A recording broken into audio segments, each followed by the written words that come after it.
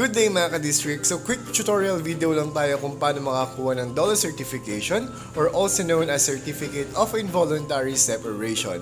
Guys, primary requirements ito para makakapag-apply kayo sa SSS Unemployment Benefit Program ng SSS.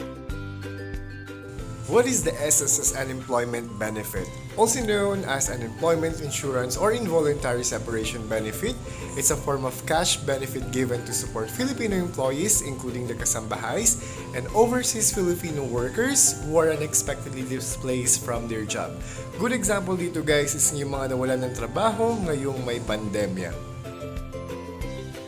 Going back guys, para makakuha ng DOLE Certificate, kailangan muna natin ng mga requirements which are loss of employment certificate, valid ID, at valid Gmail account. Guys, I would recommend for you to check the video description para sa link kung saan po kayo magsasign up para makapag-request ng Certificate of Involuntary Separation for SSS.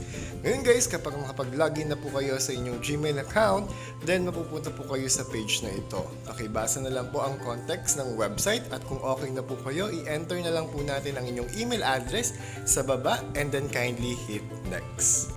Next page guys, i-enter nyo lang yung name nyo, which is yung full name kasama yung middle initial, gender, contact number, that will be your contact number, name of company, company address, company location, company contact number, and also select a reason of termination at yung date kung kailan ka nawalan ng trabaho. Kapag na-enter mo na lahat ng information, pakipindot na lang po yung next button sa baba. So next page guys, makikita nyo na kung saan i-attach yung mga requirements na kailangan, which is yung loss of employment certificate at isang valid ID. Then i-click lang natin yung submit. Guys, ganun lang kadali kung paano makakapag-request ng DOLE Certification.